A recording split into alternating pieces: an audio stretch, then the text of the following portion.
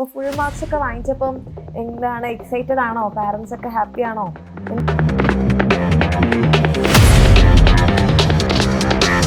അങ്ങനെയാണ്. അപ്പോൾ പഠിക്കാൻ കുറച്ച് ടൈം എടുത്തത് മാത്സ് ആണ്. അപ്പോൾ ആ സബ്ജക്റ്റിന് വേണ്ടി പ്രത്യേകിച്ച് എന്തെങ്കിലും ചെയ്തിട്ടുണ്ടായിരുന്നു? ഓക്കെ, അപ്പോൾ തുടക്കം മുതൽ നമ്മുടെ ബാച്ചിലുണ്ടായിരുന്നു.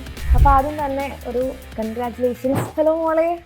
അപ്പോൾ ആദ്യം തന്നെ ഒരു കൺഗ്രാറ്റുലേഷൻസ്. നല്ല അടിപൊളി ഒരു അച്ചീവ്മെൻ്റ് ആണ് നേടിയിരിക്കുന്നത്. അപ്പോൾ ഫുൾ മാർക്സ് ഒക്കെ വാങ്ങിച്ചപ്പം എന്താണ് എക്സൈറ്റഡ് ആണോ? പാരൻസ് ഒക്കെ ഹാപ്പി ആണോ? എന്തായിരുന്നു ഫസ്റ്റ് റിയാക്ഷൻ? എല്ലാവർക്കും സന്തോഷമായി. ഓക്കെ, അപ്പോൾ മോള് നമ്മുടെ ഏത് ബാച്ച് ആയിരുന്നു? അതോ അഗ്നി ബാച്ച് തന്നെയായിരുന്നോ അതോ ലാസ്റ്റ് റിവിഷൻ ബാച്ച് ആയിരുന്നോ? അഗ്നി ബാച്ച്. ഓക്കെ, അപ്പോൾ തുടക്കം മുതൽ നമ്മുടെ ബാച്ചിലുണ്ടായിരുന്നു. അപ്പോൾ മോൾ എപ്പം മുതലാണ് നമ്മുടെ എക്സാമിനറിന്റെ ക്ലാസ് ഒക്കെ കണ്ടു തുടങ്ങിയത്? +1 ആദ്യമായിട്ടാണോ? അല്ലല്ല, 9th മുതൽ കാണലുണ്ട്. 10th മുതൽ ബാച്ചിലുണ്ട്. 10th മുതൽ ലക്ഷ്യ ബാച്ചിലുണ്ടായിരുന്നു. ഓക്കെ, അപ്പൊ ആദ്യമായിട്ട് നമ്മുടെ ബാച്ചിലെ ക്ലാസ് കാണുന്നത് SLC എന്നാണ്. Batch class. Okay okay. ഏതാണ് മോളുടെ ഫേവറേറ്റ് സബ്ജക്ട്? അങ്ങനൊന്നുമില്ല, ബയോളജി നല്ല ഇഷ്ടമാണ്. ഓക്കെ. ആദ്യം വലിയ ഇഷ്ടമായിരുന്നില്ല, പിന്നെ മിസ്സിന്റെ ക്ലാസ് കാണാൻ തുടങ്ങിയപ്പോൾ മുതലാണ് നല്ല ഇഷ്ടപ്പെട്ടത്. ഓ, അടിപൊളി. അപ്പോൾ ഏതിലായിരുന്നു ഫസ്റ്റ് +1 റിസൾട്ട് വന്നപ്പോ മാർക്ക് കുറഞ്ഞുണ്ടായി? അപ്പം എത്ര മാർക്ക് മൂക്ക് കുറഞ്ഞ? 2, 3 എത്ര മാർക്കായിരുന്നു ഫസ്റ്റ്? 4 മാർക്ക് കെമിസ്ട്രിയിലായിരുന്നു കുറഞ്ഞത്. ഓക്കെ, അപ്പൊ കെമിസ്ട്രിയിൽ കുറച്ചുകൂടി കഷ്ടപ്പെട്ട് അല്ലേ അത് അടിപൊളിയാക്കി എടുത്തു.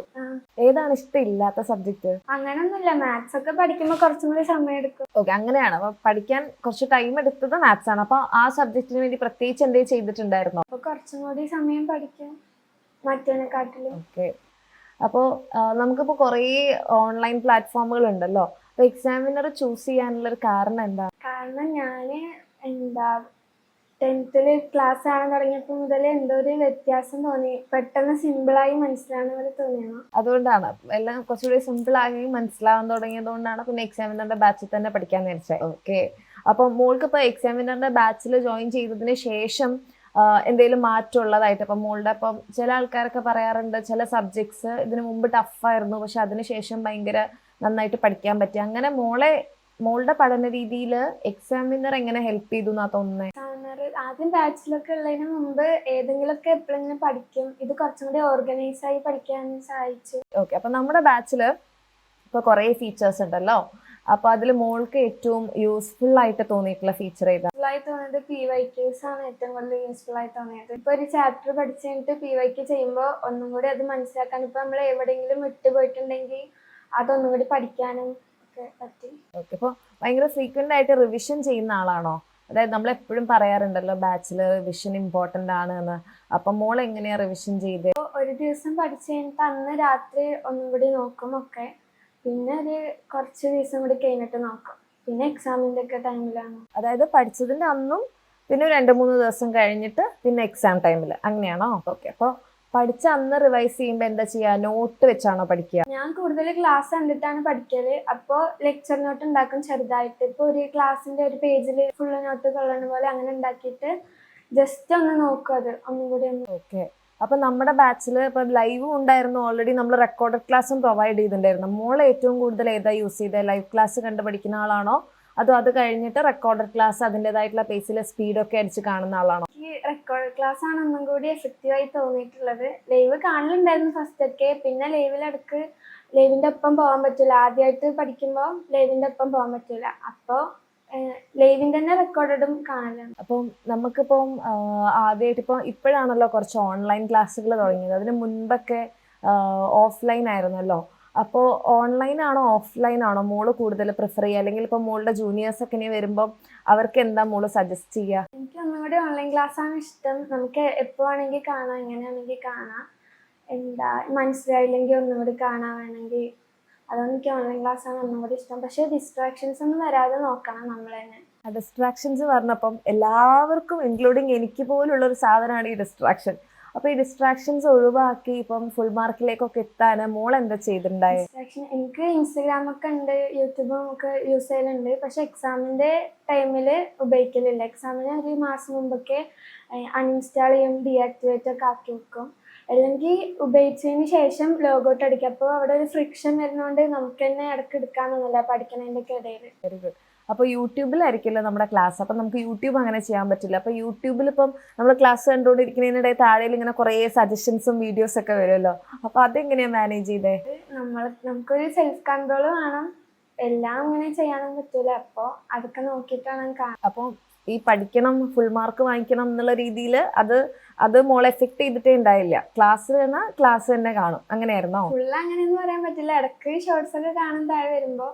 പക്ഷെ അപ്പൊ നമുക്ക് തന്നെ മനസ്സിലാവും ക്ലാസ്സിന്റെ ഇടയിലാണെന്നൊക്കെയാണ്. അങ്ങനെ ക്ലാസ് തിരിച്ചു പോയി കാണും. ഓക്കെ, അപ്പൊ എത്രയും പെട്ടെന്ന് തിരിച്ചു വരിക എന്നുള്ളൊരു കാര്യമാണല്ലേ, അതിലങ്ങ് മതിമറന്നു പോവാതിരിക്കുക. ഓക്കെ, അപ്പം മോള് ബാച്ചിൽ പഠിച്ച ആളാണ്. ഇപ്പൊ നമ്മുടെ SSLC-യിലായാലും +1-ലായാലും ഒരേ ബാച്ചിലുണ്ടായിരുന്നോ? ഓക്കെ, അപ്പോൾ പലരും പറയാറുണ്ട് ഈ ബാച്ചിന്റെ ക്ലാസ് കാണേണ്ട ആവശ്യമില്ല, യൂട്യൂബിൽ ഉണ്ടല്ലോ എല്ലാം, യൂട്യൂബ് ക്ലാസ് തന്നെ കണ്ടാൽ മതി എന്ന് പറയാറുണ്ട്. അപ്പോൾ ഒരു ഫുൾ മാർക്കിലേക്ക് എത്തുമ്പം ഈ യൂട്യൂബിലെ ക്ലാസ് മാത്രം കണ്ടു കഴിഞ്ഞാൽ നമുക്ക് ഇവിടേക്ക് എത്താൻ പറ്റുമോ, അല്ലെങ്കിൽ ബാച്ചിലെ ക്ലാസ്സുകൾ മോളെ ഏത് രീതിയിലാണ് ഹെൽപ്പ് ചെയ്തിട്ടുണ്ടായേ? യൂട്യൂബിലത്തെ ക്ലാസ്സുകൾ എന്ന് വെച്ചാൽ അതിനൊരു ലിമിറ്റ് ഉണ്ട്. കുറച്ച് നേരം കൊണ്ട് ഫുൾ എടുക്കുമ്പോൾ ചില ടോപ്പിക്സ് ഒന്നും കവർ ചെയ്യാൻ പറ്റൂല, അല്ലെങ്കിൽ തന്നെ സ്പീഡിലായിരിക്കും കോൺസെപ്റ്റ്സ് ഒക്കെ പറയുക, ചിലപ്പോൾ നമുക്ക് മനസ്സിലാവില്ല. അപ്പോൾ ബാച്ചിലത്തെ ക്ലാസ് എന്ന് വെച്ചാൽ കുറച്ചും കൂടി ഡീറ്റെയിൽ ക്ലാസ് ആയിരിക്കും. ഇപ്പം നമുക്ക് ഒന്നും അറിയാത്തൊരു ചാപ്റ്റർ ആണെങ്കിൽ ഫസ്റ്റ് 1 ഷോട്ട് വീഡിയോ ഒക്കെ ഒന്ന് 2x കണ്ട് ഒരു ഐഡിയ ഉണ്ടാക്കിയതിന് ശേഷം ഡീറ്റെയിൽ ക്ലാസ് കാണുമ്പോൾ ഒന്നും കൂടി മനസ്സിലാവുന്ന പോലെ തോന്നിയിട്ടുണ്ട്. ഓ, അടിപൊളി. അപ്പോൾ മോൾ എന്തെങ്കിലും ഒരു സ്റ്റഡി റുട്ടീനൊക്കെ ഫോളോ ചെയ്തിട്ടുണ്ടായിരുന്നോ? അതായത് ഇപ്പം നേരത്തെ എഴുന്നേൽക്കുക, ഈ സമയം ഇത്ര പഠിക്കുക, അതിനുശേഷം വന്നു കഴിഞ്ഞാൽ ഇങ്ങനെ ചെയ്യണം, ഇത്ര സമയം പഠിക്കണം, ഈ സബ്ജക്റ്റിന് ഇത്ര കൊടുക്കണം, അങ്ങനെ എന്തെങ്കിലും സ്റ്റഡി റുട്ടീൻ ഫോളോ ചെയ്തിട്ടുണ്ടായിരുന്നോ? അങ്ങനെ വെച്ചാൽ പ്ലാൻ ഉണ്ടാക്കലുണ്ട്. ഇപ്പോൾ ഇത്ര ദിവസം ഇത്ര പഠിച്ച് ചെയ്യണം, അങ്ങനെ പ്ലാൻ ഉണ്ടാക്കലുണ്ട്. അല്ലാതെ സമയം വെച്ച് കറക്റ്റ് ഉണ്ടാക്കുമ്പോൾ നമുക്ക് ചിലപ്പോൾ ഫോളോ ചെയ്യാൻ പറ്റില്ല. അതിനേക്കാളും പകരം ഇത്ര ടോപ്പിക്സ് പഠിക്കണം അങ്ങനെ ഉണ്ടാക്കിയിട്ട് പഠിക്കലുണ്ട്. രാത്രിയാണ് ഞാൻ കൂടുതൽ പഠിക്കല്. രാത്രി കുറച്ചു നേരം കൂടുതൽ ഇരിക്കലാണ് ചെയ്യല്. ഇപ്പൊ രാത്രി പഠിക്കുന്ന സമയത്ത് ഈ ഡിസ്ട്രാക്ഷൻസ് ഒന്നും ഇല്ലാത്തതുകൊണ്ട് കുറച്ചധികം സമയം. അപ്പം ആ രാത്രി പഠിക്കാന്ന് പറഞ്ഞത് ഏകദേശം മാക്സിമം എത്ര മണിവരെ പഠിക്കും? ഒരു എക്സാം ടൈമൊക്കെ ആയാൽ 2-3 മണി വരെയൊക്കെ പഠിക്കലുണ്ട്. രാത്രി 3 മണി വരെയൊക്കെ പഠിക്കും. അപ്പം സ്റ്റഡി ലീവ് ഉള്ള ദിവസമായിരിക്കും അല്ലേ? അപ്പൊ ഈ സ്ലീപ്പ് ഇതിനിടയ്ക്ക് എങ്ങനെയാ മാനേജ് ചെയ്തിട്ടുണ്ടായേ? കുറച്ച് വൈകി നോക്കി അങ്ങനെയൊക്കെ ഒരു അഡ്ജസ്റ്റ് ചെയ്ത് എങ്ങനെ ഉറങ്ങുന്നതിനനുസരിച്ച്. അപ്പൊ ഒരു 6-7 മണിക്കൂർ നമ്മൾ പറയണല്ലോ ഒരു ഹെൽത്തി സ്ലീപ്പ് വേണമെന്ന്. അപ്പൊ അതിനിടയിൽ കിട്ടിയിട്ടുണ്ടായിരുന്നു ഈ എക്സാം ടൈമിൽ പ്രത്യേകിച്ച്? സാധാ ദിവസങ്ങളിൽ അത്രയൊക്കെ ഉറങ്ങലുണ്ട്. എക്സാമിന്റെ സമയത്ത് ശരിക്കും ഉറങ്ങണം, എന്നാലേ ഓർമ്മൊക്കെ കിട്ടുള്ളൂ. പക്ഷെ എനിക്ക് ഉറക്കം വരാറില്ല. ഇങ്ങനെ പഠിച്ചതിന്റെ ഒരു ഇതിലും ടെൻഷനൊക്കെ കുറച്ചുണ്ടാവും. അപ്പോൾ എന്നാലും ഒരു 2 മണിക്കൂറെങ്കിലൊക്കെ ഉറങ്ങാൻ നോക്കും. ഓക്കെ, അപ്പം ഓരോരുത്തർക്കും ഇപ്പോൾ ഓരോ രീതിയായിരിക്കുമല്ലോ ഉണ്ടാവുക. അപ്പം എല്ലാവരും ഒരേപോലെ ആയിരിക്കില്ല പഠിക്കുക. അപ്പം മോളുടെ ഏത് രീതിയാണ് മോളെ ഫുൾ മാർക്കിലേക്ക് എത്തിച്ചത്? പഠിക്കുന്ന രീതിയിൽ ഓരോരുത്തർക്കും ഓരോ ഡിഫറൻസ് ഉണ്ടാവില്ല. ഇപ്പം ചിലർ പറയും ഞാൻ ഇങ്ങനെ ചെയ്തുകൊണ്ടാണ് എനിക്ക് നന്നായിട്ട് ഫുൾ മാർക്ക് സ്കോർ ചെയ്യാൻ പറ്റുക. അങ്ങനെ മോളുടെ ഏത് രീതിയാണ് ഈ ഫുൾ മാർക്കിലേക്ക് എത്താൻ മോളെ സഹായിച്ചതെന്നാണ് തോന്നണേ?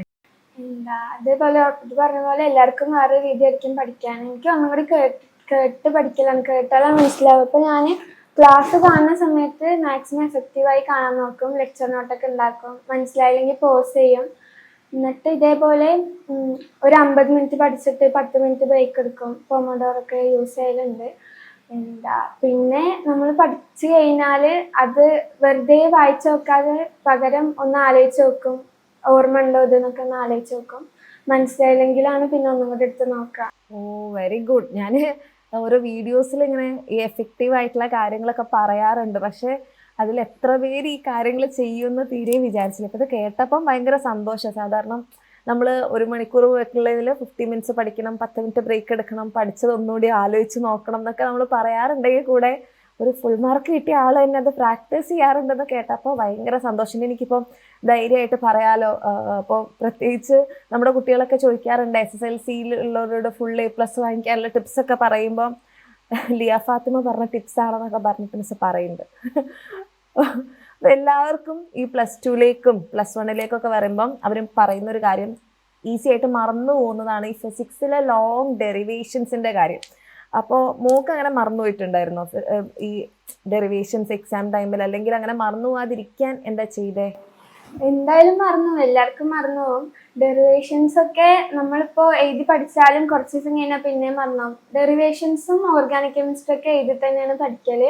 ഒന്ന് എഴുതി പഠിച്ചതിന് ശേഷം പിന്നെ നമുക്ക് നോക്കുമ്പോൾ അത് കുറച്ചും കൂടി ഈസി ആയിരിക്കും. അപ്പോൾ എക്സാം ടൈമിൽ ഒന്നും കൂടി നോക്കും, എഴുതി തന്നെ പഠിക്കും.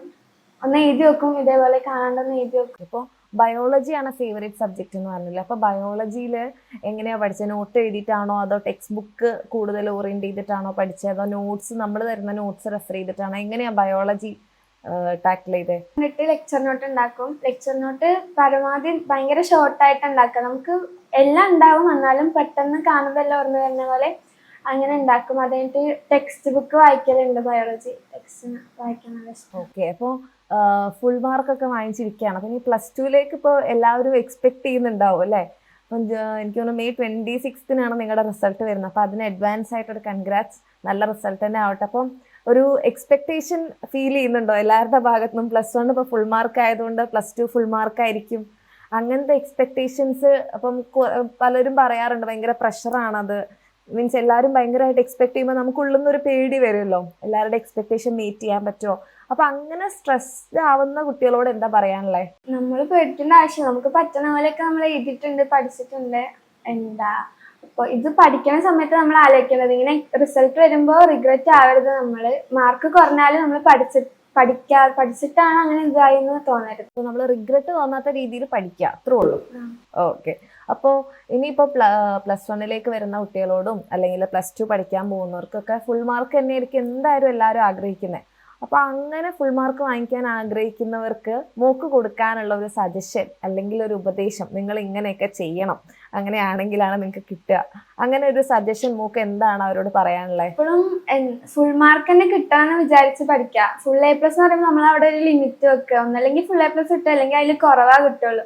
അപ്പോൾ ഫുൾ മാർക്ക് കിട്ടണമെന്ന് വിചാരിച്ച് പഠിക്കുക. പിന്നെ മോട്ടിവേഷൻ കിട്ടണമെന്ന് പറഞ്ഞ് ഇരിക്കാൻ പാടില്ല. മോട്ടിവേഷൻ നമുക്ക് അങ്ങനെ ഒരു സമയമില്ല, എന്തായാലും പഠിച്ചു തുടങ്ങാം, അപ്പം മോട്ടിവേഷനൊക്കെ വന്നോളാം. പിന്നെ കൺസിസ്റ്റന്റ് ആയി പഠിക്കുക. ഒരു മടുപ്പായിട്ട് ഇങ്ങനെ പഠിക്കരുത്, കുറച്ച് ഇൻട്രസ്റ്റ് ആയി പഠിക്കുക. അപ്പൊ നമുക്ക് കുറച്ചേരം കൂടി പഠിക്കാൻ പറ്റും. ഓ, അടിപൊളി. അപ്പം അത്രേ ഉള്ളൂ. മോക്ക് എന്തെങ്കിലും പറയാനുണ്ടോ? നമ്മളോട് എന്തെങ്കിലും പറയാനുണ്ടോ? Thank you. നിങ്ങളെ ക്ലാസ് ഒക്കെ നല്ലോണം ഹെൽപ്പ് ചെയ്തിട്ടുണ്ട് പഠിക്കാനും ഫുൾ മാർക്ക് കിട്ടാനും എല്ലാം. Oh, okay okay, thank you so much and congratulations ഒന്നുകൂടെ. പാരന്റ്സ് ഒക്കെ നല്ലോണം സപ്പോർട്ട് ചെയ്തിട്ടുണ്ട് പഠിക്കാന്. അതെ അതെ, അത് ഭയങ്കര ഇമ്പോർട്ടൻ്റ് ആയിട്ടുള്ള ഒരു ഫാക്ടറാണ്. നമ്മുടെ കൂടെ നമ്മൾ ഇപ്പം എന്ത് വന്നാലും നമുക്ക് തന്നെ സപ്പോർട്ടായിട്ടും നമ്മൾ പറയുന്നതിനോടൊക്കെ പഠിക്കാൻ വേണ്ടിയിട്ടുള്ള ഒരു സപ്പോർട്ട് കിട്ടാന്ന് പറഞ്ഞാൽ ഭയങ്കര വലിയ ഫാക്ടറാണ്.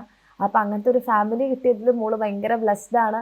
ആൻഡ് മോളുടെ ഈ ഒരു സക്സസ്സിൽ നമുക്കും ഭയങ്കര ഒരു പാർട്ടാവാൻ പറ്റിയതിൽ ഞങ്ങളെല്ലാവരും ഭയങ്കര ഹാപ്പി. ഓക്കെ, അപ്പോൾ +2ൻ്റെ പ്രഷറൊന്നും വേണ്ട. ഏറ്റവും ബെസ്റ്റ് റിസൾട്ട്, മോളുടെ ഹാർഡ് വർക്കിൻ്റെ ഏറ്റവും ബെസ്റ്റ് റിസൾട്ട് തന്നെ +2 ഉണ്ടാവട്ടെ കേട്ടോ. ഓക്കെ, അപ്പോൾ താങ്ക് യു സോ മച്ച്.